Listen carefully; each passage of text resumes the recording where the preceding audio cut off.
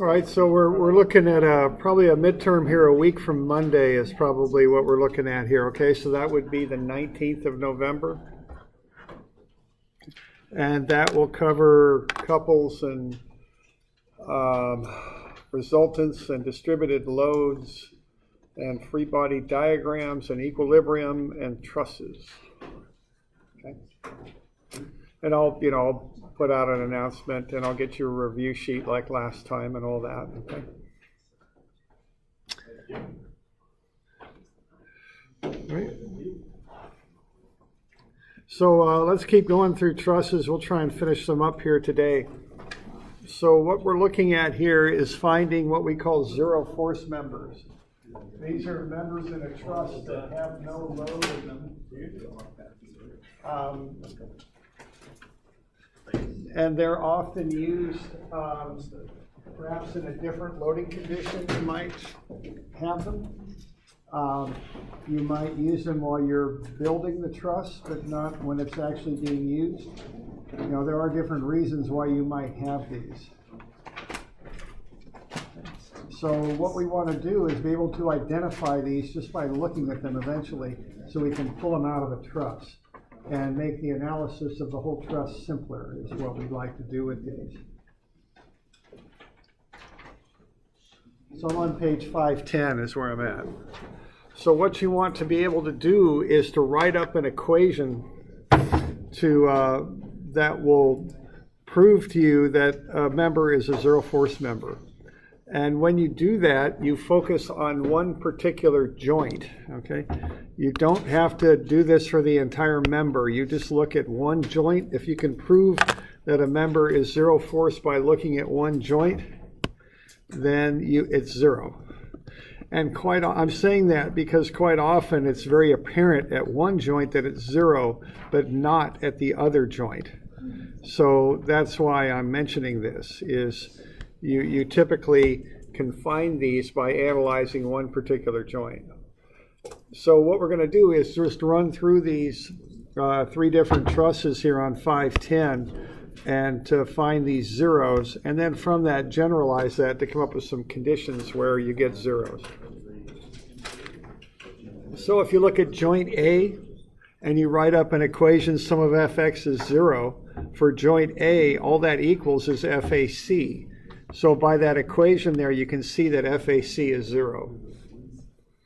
Now notice that you'll see that at A, but not at C. Okay. Same thing with the sum of Fy equation. If sum of Fy is 0, it just equals FAB. So we okay with that? So the sum of fx is 0 and sum of fy is 0. Analysis there are pretty similar, and from that, for that corner, we can get that AC and AB are 0. All right. And similarly, we could look at this T joint here at joint D and do a sum of fy equation as 0, and that would be FCD is 0. Okay. So we're just writing up equilibrium equations for one joint, and we're finding that AC and AB and CD are zeros. Now notice you would not see that by looking at joint C. There's just too much going on at joint C to really be able to determine that. You've got to go to joints A and D to determine those zeros. Okay. So what we can conclude from that is that we have zero force members at unloaded corners that only have two members in them. So corner A has only AB and AC in it. If it's unloaded, if there's no load at A, both of those are going to be zeros. Also, if we have T joints, like we have there at D, BF and DF, we don't know what the loads in those are, but the off member, the one that isn't collinear, that would be 0 if there's no load at D. Okay.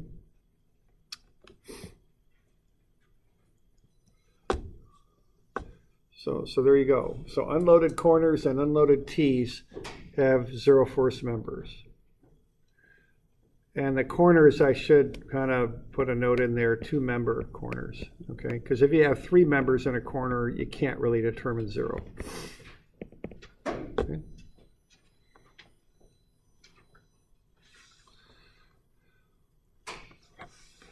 All right, let's have a look at this one. This one's, let's see what we can do with that. You see any zeros in this one?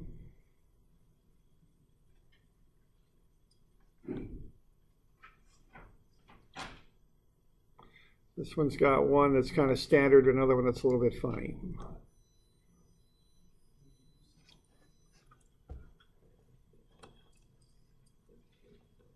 Is there one where you look at it? Yeah. Not a D. D's got too much going on. There's 4 members in there. That just makes it tough to find zeros when you've got that many. Yeah, BC is the one. And what you can do, you got to go with inclined axes here. And you got some sort of angle here, but it's not that significant. So if you go sum of Fy prime is 0, even though there's an angle there, it's just equal to sine of whatever theta is times FBC. So even though there's a sine theta in there, it doesn't make any difference. It's just a coefficient. So what you can conclude from that is that BC is 0, even though it's at an angle. See, that's an unloaded T there at B.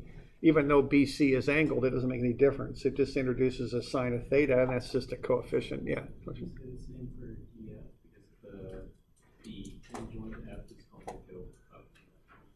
DF, there's too many things going on there. The first thing there is at F, there's a support, which is going to introduce some sort of load. So that's not unloaded. Plus, even if F were not there, you'd have 3 members coming into a corner, and you can't really conclude much if you got 3. So a little too much going on there. Yeah, the other one's kind of a funny one. So maybe I'll just call it out.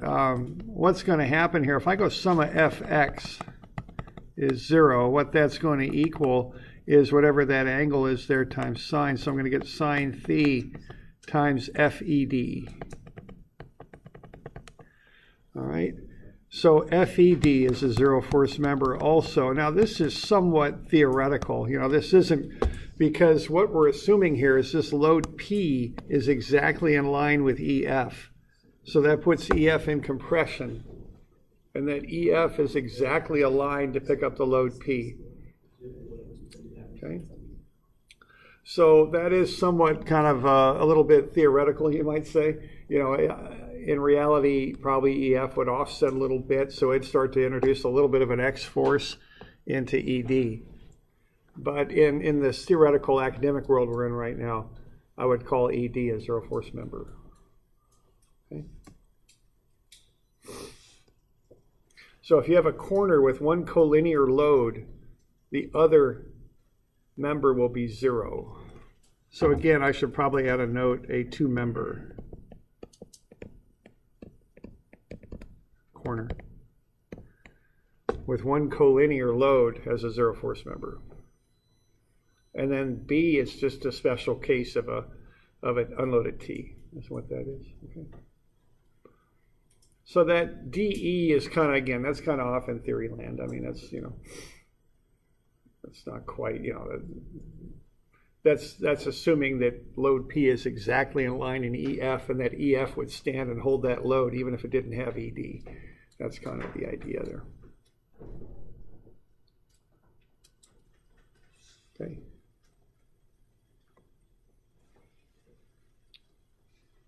So we all right with those? So yeah. Why do trusses have zero force members? Trusses have zero force members. They can have them for many reasons. One reason, probably the most common reason, is trusses typically, depending on the type of truss, will have more than one loading condition. So a truss bridge has many different loading conditions as vehicles move across it. So what we're looking at is simply one loading condition, so that the member might be needed for other loading conditions. Similar to that, when you build a truss, often there's loads involved as you build it, construction loads as opposed to working loads. So like a bridge can be built from both sides of the banks and meeting in the middle, kind of cantilevered out. There might be loads that the truss members hold during construction that don't apply when it's in function, when it's being used. And the last one just might be aesthetics too, just to make it look balanced and symmetrical. Okay, so those are the 3 reasons that come to my mind. I guess another thing too is, we don't consider the weight of the trust members, but they're a load too. And, that's another, reality isn't quite as clean as the analysis we're doing. So again, you're going to get extra loads that you're not going to see on these diagrams, just from the weight of the members too.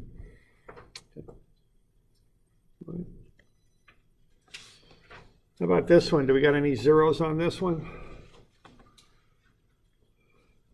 This one's kind of this one's got a few in there when you really look at it. DB and DE.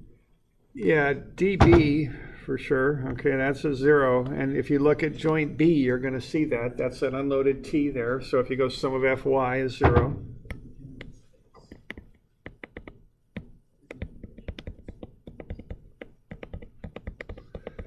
Now, the thing on this is, once you find something that's a 0, it's as though it's not there anymore. Okay, so if we determine that DB is 0, we can go over to joint D and go sum of FY prime is 0, and we don't have to consider DB anymore because it's 0. So that'll tell us that DC is 0. Okay.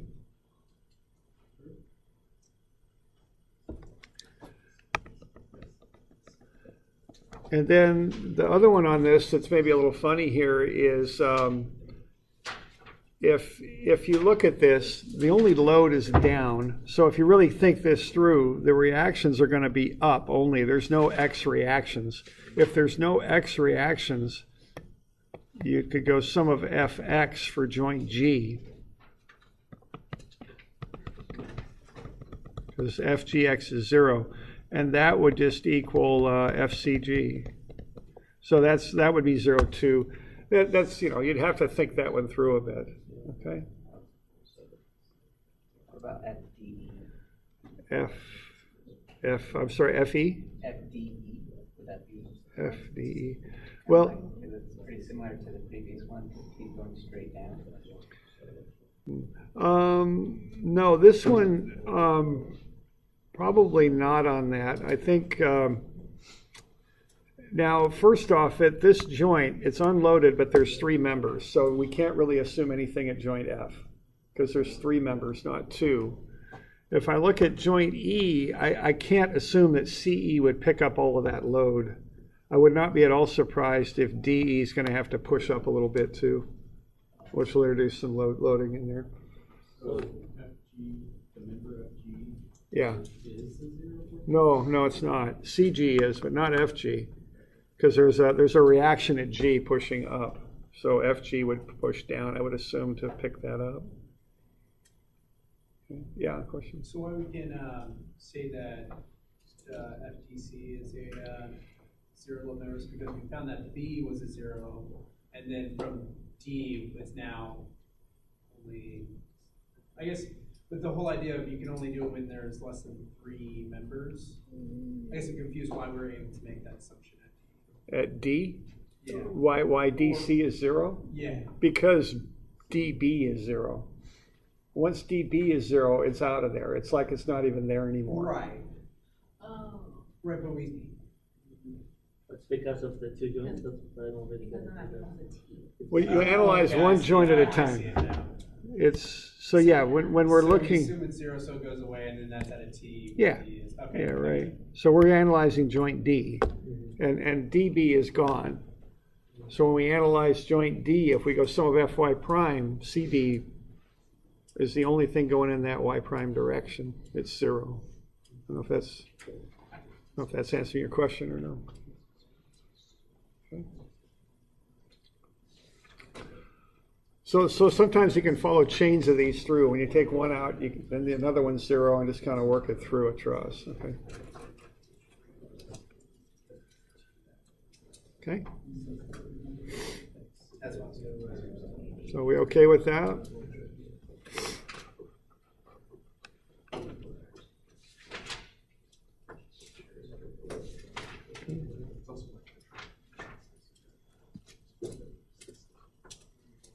Okay, so once you find one, you can work through and get to others.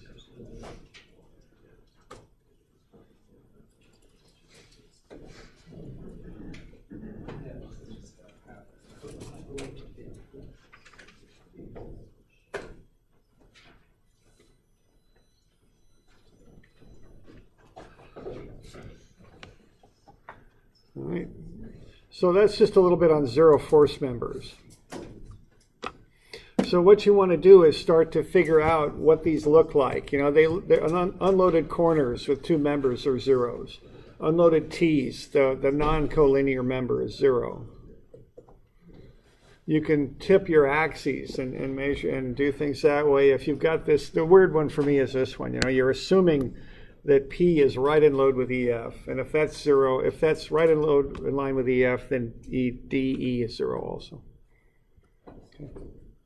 That's kind of like a T joint. Is kind of how you can think about that. And then once you pull one out, you can follow through and get others out too. Okay. All right, now let's look at another way to solve out trusses. So maybe not to solve them all the way out, but to go inside of them and define the force in some of the members. All right, this is called method of sections. So this is a little bit trickier, this approach. And it's used to kind of go inside a truss and find a couple of forces. So the first thing you do is find reactions. You always want to find reactions on trusses so you know all the forces acting on it. Then, if the truss itself is in equilibrium, all the pieces of the truss are in equilibrium. Okay, so you can go inside and cut a piece out and analyze it. It's probably best shown by example here. So let's say we've got this truss here. This is on page 530. And we've got these loads, the 6,000 and the 8,000 on it. And so the first thing we do is find the reactions. So I'm going to sum the moment about K and set that equal to 0. I'm going to get the 8,000 times 2 and the 6,000 times 8. And then have 10 RBY coming back. Solve for RBY at 6,400. I'm going to go sum of FY, set that equal to 0. So 6,400 down, up minus 6,000 and 8,000 down plus the reaction at K. So that'll be 7,600. Sum of FX is 0, and that's RBX. Okay. So now I've got the reactions. What I'm going to do here is I'm going to cut a piece of the truss free. So I'm going to, if I want to find the forces in FD, FE, and EH, I can make a cut through them, through those members. So I'm going to take it like an imaginary saw and just cut right down through that truss like so. And when I do that, the things that I cut through become forces. So basically what I'm doing here, I'm going to say, I know this entire truss is in equilibrium, so this little box here, ABDE, is in equilibrium. And the pull of these members are what's holding it in equilibrium. So I can make a cut through those members. When I cut through them, they become external forces, as I'm shown in the sketch below. And then I can look at that panel there, that rectangular panel, ABED, and hold that thing in equilibrium. And what I've got on it are the 6,000 applied load, the reactions here, which are BY is the one I'm interested in, the 6,400. And then I can look at these members and what they're doing to hold that section of the truss in equilibrium. Okay. So once I kind of get through this conceptually and make my cut and cut something free there, it just turns into a statics problem. Yeah. How do we know the forces of pulling? I don't. I'm guessing. I know the angle of them, which is very important. And the way I was taught was just to assume everything tension, that's all positive then. Although actually it's not, but you could assume whatever you want, really, I guess is the bottom line. I guess it simplifies it a little bit. If you assume everything is positive, if you get a positive answer, if you assume everything is tension, any positive answers you get are tensile, any negative ones you get are compression. And it's a little simpler that way, one less detail to kind of have to worry about. Okay. But these are not all going to be tension. Only one of them is, I think. So the signs kind of work themselves? Yeah, it simplifies the signs if you assume everything is tension. It just makes the signs a little easier. Okay. All right.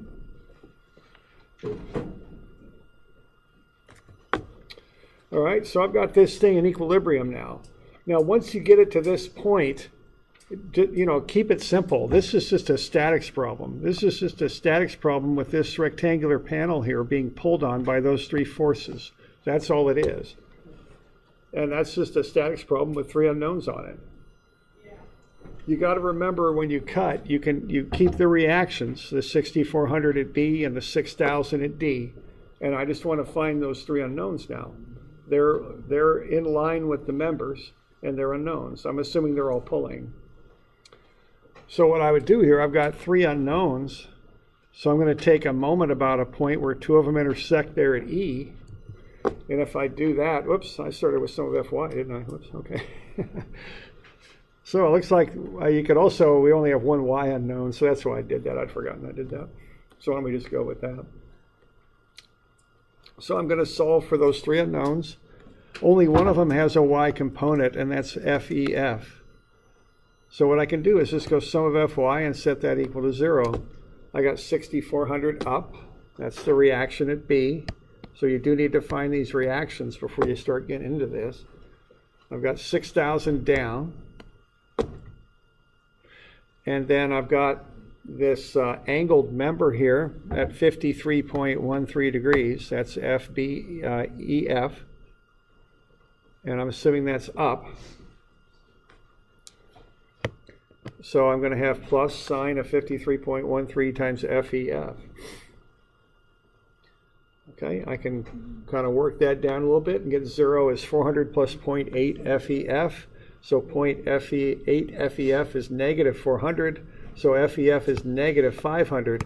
So FEF is not tension as I assumed, it's compression because I got a negative answer. So I've solved for the force in FEF. 500 newtons compression. Okay.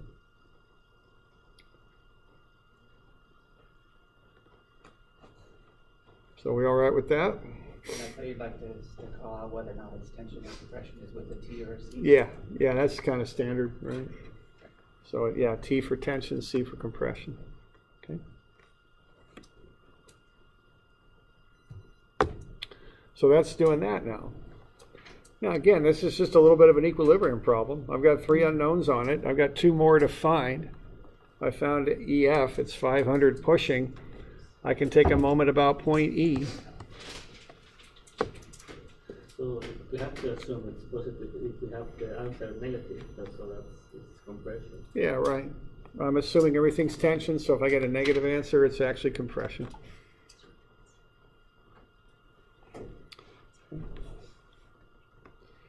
All right. So now I'll use that sum of ME, because I got those two X unknowns. I can't use the sum of FX yet, so I'll probably go sum of ME. Now I'm taking ME for a number of reasons, and one good reason here is I eliminate this unknown too, because it goes right through E. I eliminate the 500, I eliminate that unknown. So all I got to deal with is the 6400 and FDF when I take a moment about E. So I get a clockwise 6400 times 2.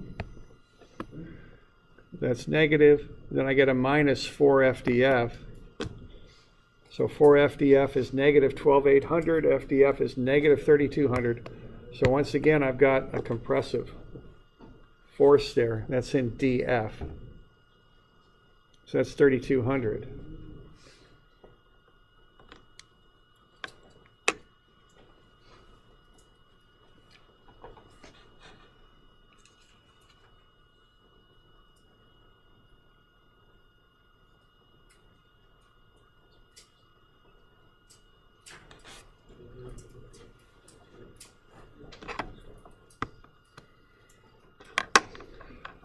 So we're doing all right with that?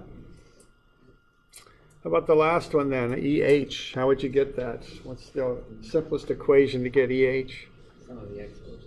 Yeah, right. Use a force equation. If you only got one unknown left, force equations are usually the way to go.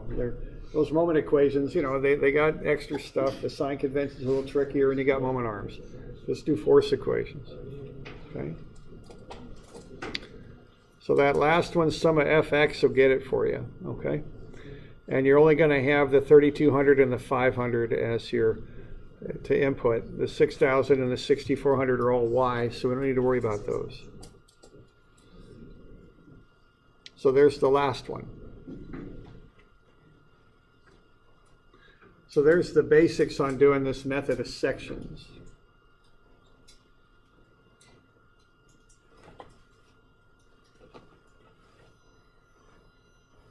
Okay.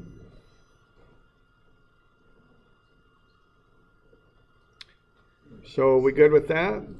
I mean, the first thing is important. Find the reactions first.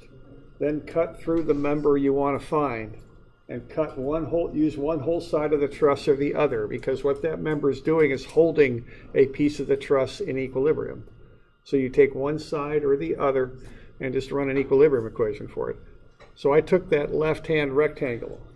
Once I do that, I don't care about this stuff at all. Once I get the reactions and I make that cut, I don't care about this stuff then. It doesn't make any difference to me, this stuff. It's gone. I'm making that cut. I'm taking everything to the left. I don't care what's going on to the right anymore. Once I got the reactions, I don't worry about the right-hand side. Okay.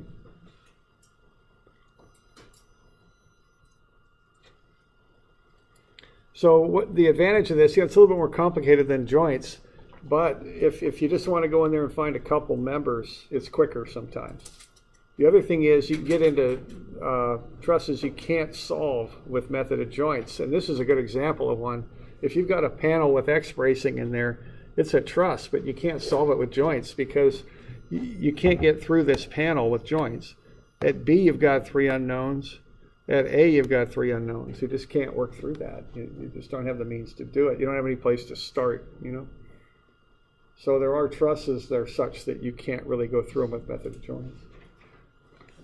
Okay.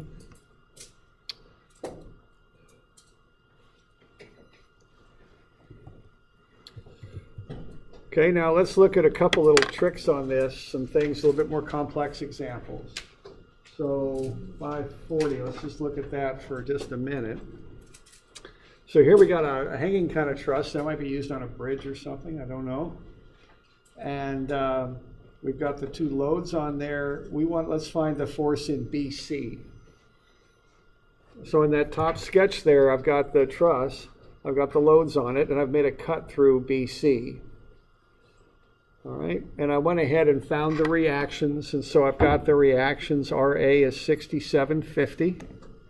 And you always want to find these first, so remember to do this, okay? So 6750 and 4250. There's no X reactions on that thing that I need to worry about. I've also got that this angle here is 45 degrees. Okay, because it's going 0.6 by 0.6.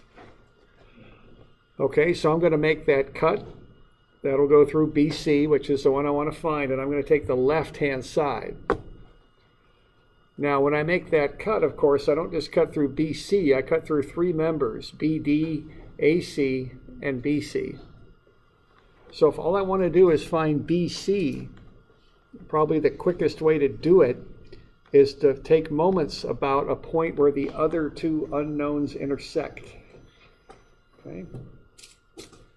Now, so what I need to do is to find that point where the other 2 unknowns intersect, because if I take moments about it, both AC and BD will zero out for moments, and I can solve for BC directly. Okay. Now this one gets just a little tricky because AC is horizontal, so I know I can use a moment about a point anywhere on this horizontal line and it'll zero out. But BD, if I intersect that, that's going to intersect at a point that isn't even on the truss. But that's okay, I can do that. So the quickest way to do this would be to find that intersection point, which I'm calling H, out there to the left. Take a moment about H. That will eliminate BD and AC from the equation, and I can solve for BC. See? That's the quickest way to do this. So to accomplish that, I'll find the slope of BD. The bit with AC is easy because that's just a horizontal line. A moment anywhere along that horizontal line will eliminate AC from the equation. But what I want to do then is find the slope of BD, so I can figure out where that intersects that horizontal line. Now what BD is doing is it's running 0.6 and dropping 0.2. So that's the slope of it, 0.2 to 0.6. And I know I want it to go up 0.6 meters. So I can set up a ratio, 0.2 to 0.6, negative 0.2 to negative to 0.6 will be negative 0.6 to my unknown distance x, where it finally hits that horizontal. Okay. So I can go ahead and solve for x. It's 1.8. I do that just by cross multiplying there. Okay, so I'm going to get negative 0.2x is negative 0.6 times 0.6, so that's negative 3.6. So if I divide through by, oh, I screwed that up. That's 0.36, isn't it?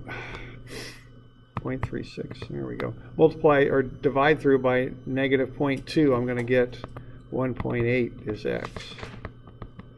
So that's how far over I'm going to go to find point H. It's 1.8 over.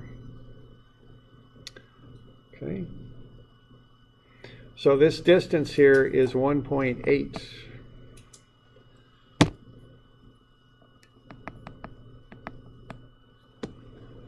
So that's how far it is horizontally from H to point B. So once I know that, I can go ahead and write up one moment equation and solve for FBC. Now there's other ways to do this, but I just thought I would show you this method here. Yeah. The FAB? Yeah, you're talking about a moment about age, Over here, yeah. right? And is there not some force going from A to B? There is, but the force from A to B is internal. I've not kind of cut it free. So that's an internal force, which in statics we don't really worry about. Okay? Yeah, right. And I guess AGA like is the object, isn't it? Yeah, that's the only thing that's left. So, right. So AB is the object. Yeah. Okay. All right. So I'm getting 6750, which is the reaction, times 1.8 minus 0.6. So that's a 1.2 moment arm, counterclockwise rotation. And then I'm getting 8,000 times 1.8. That's negative because it's clockwise. And then I've got cosine 45, which gets me the x component, times 0.6. So cosine 45 FBC 0.6. And then sine 45 would get me the y component of BC, and that's times 1.8. And then I just run through the numbers, and I'll get FBC 3712 Newton's tension. Now you could do this in other methods. I mean, you don't have to do it this way, but this is the one equation solution to getting that thing worked out. And the point I'm making here too is worth understanding. You can take moments about any points you want. It doesn't have to be on the object. It can be anywhere. The moments about any point in space of an object in static equilibrium are zero. So you can use any points you want if it's to your advantage to do it. Okay. So that's one example.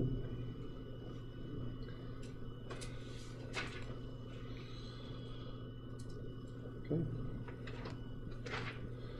Now let's look at another example, and this is kind of a convoluted one, I know, but it's just to illustrate something to you. And actually that ain't even a truss, because we got that little bit of a, not rectangular, but that four-sided open figure. That means it's not a truss, but let's just go ahead and do this one. Let's find the force in LH. Okay? Now, let's start off by getting this as simple as possible. So if we get some crazy truss like this, the first thing I'm going to do when I see that is I'm going to say, I want to find the zeros on that thing because I want them out of there. I don't want to deal with members I don't need to be thinking about. Now I can just glance at that thing. I see a couple zeros. Do you see any zeros in that thing? KL, right, because that's a T at K. So that zeroes out. IJ, yeah, actually that zeroes out too, doesn't it? I guess we got another one too. There's one more. What's that? It's not quite so apparent because of the angle, but it's another unloaded T. TF. T, FG. Not FG, it's just too crowded down there at G. What's that? NI, yeah, it's NI. That's an unloaded T.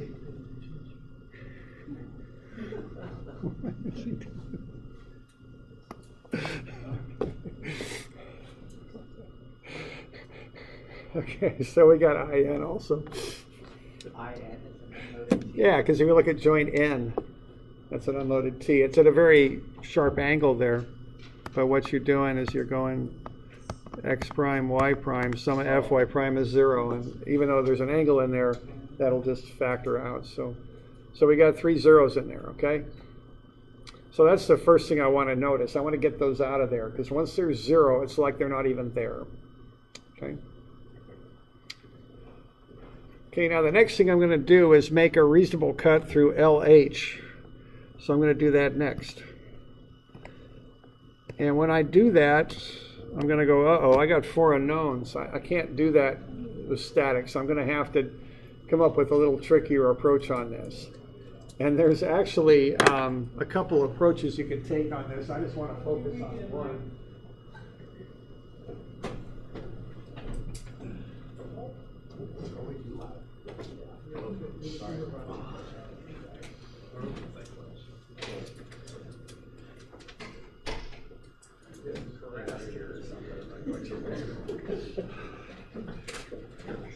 Anyway, okay, so I got 4 unknowns there. That's a bit of trouble. So there's different ways to handle that. The way I'm going to handle it is I'm going to find one of those unknowns with a different cut. I'm going to make cut number 1 there on the left. I'm going to solve for JG. I'm going to take the force in JG and just jump it over to JM. That will solve for one of those unknowns in cut 2.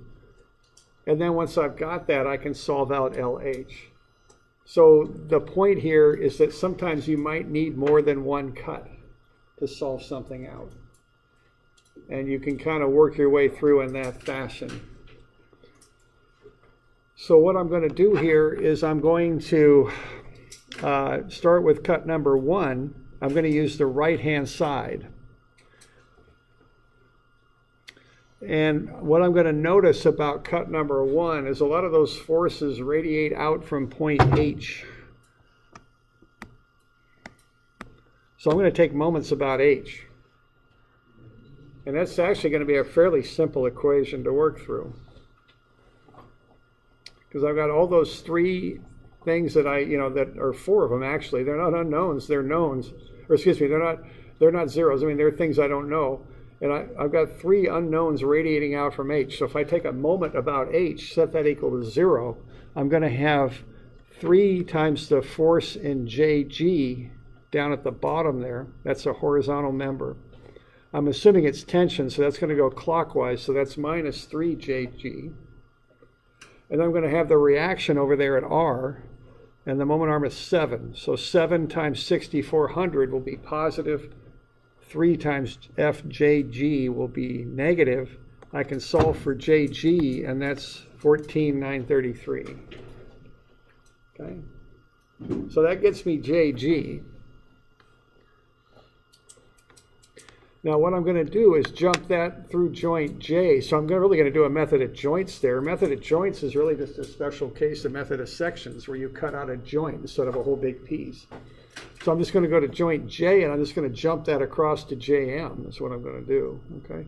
That's the next thing I'm going to do.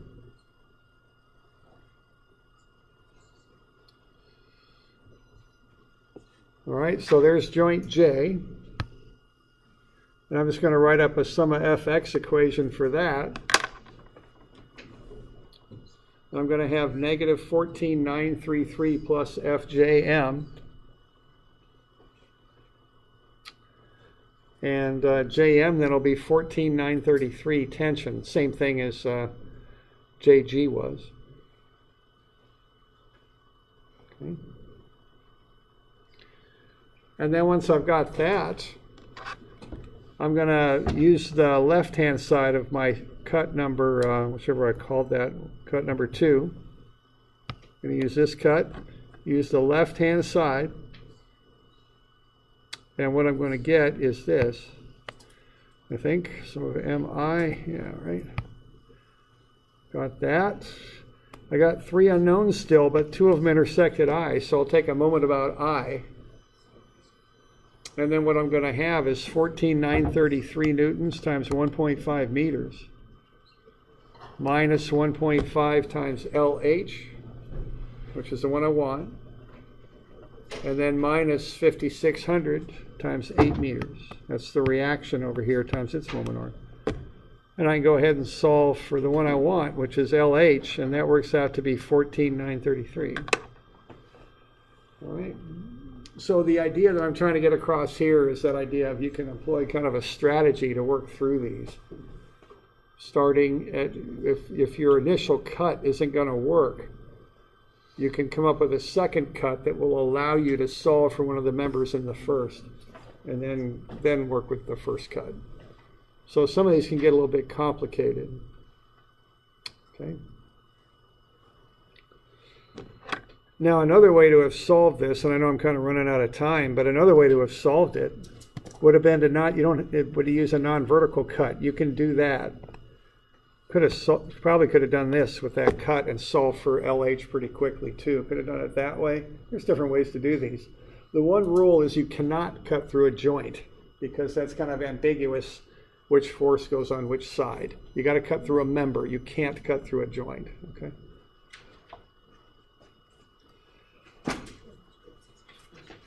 Okay, so there's a good bit on trusses there. So let's get you some stuff to do. Now, you're going to have to budget a little bit of time for this stuff. These trusses, they take some time to work through. So I've already assigned 2 of them. And on those, what I want you to do is to draw a 3-body diagram for each joint and fill in the answers in the order that I specify there on the in the order that they're given on page 17. So that's 292 and 294. Now what I'd like you to also do is pull out 301 through 305, mark the zeros. Just put a 0 on them. So don't write it up, don't do anything fancy with that, just pull that sheet out, and that page is, what page is that? 18? And just pull out page 18 and just put zeros on the zero force members. And then also I'd like you to do some section problems. And that'll be 3, 11, 12, and 13. Okay. Right. So the new stuff I'm giving you here today are those section problems plus pulling out page 18 and marking the zero force members on it with a 0. So no write-ups on the 301 through 305. Just pull, it's like that free body diagram stuff. Just pull the page out of the packet, mark the zeros. That's all you got to do on that one, okay? And then do the section problem. This stuff's all due Wednesday.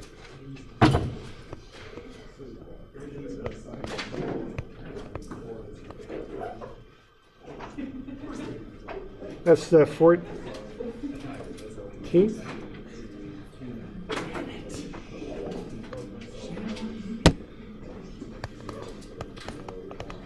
Okay, so 292, 294, 301 through 305, and 311, 12, and 13.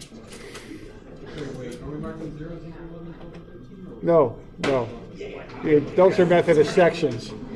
311, 312, 313 are section problems.